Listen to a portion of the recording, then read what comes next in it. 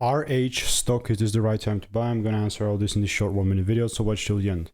RH sitting at around $322 and is like 25% off for the day.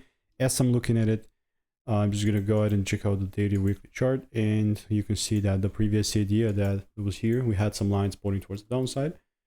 We managed to actually hover around this gray zone. What I'm gonna do is definitely just zoom out and just gonna have a clear understanding for where we previously, what we previously had and where we are right now currently.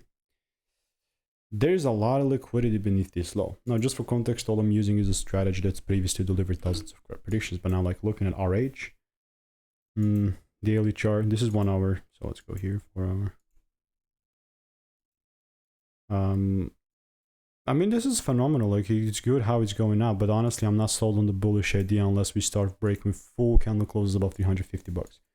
So I'm still even going to be open to that bearish idea, but only if the price, you know, starts breaking double break lower. Only then that's something that I'll take lower. If it starts going up, I'm totally open to that. So if you want to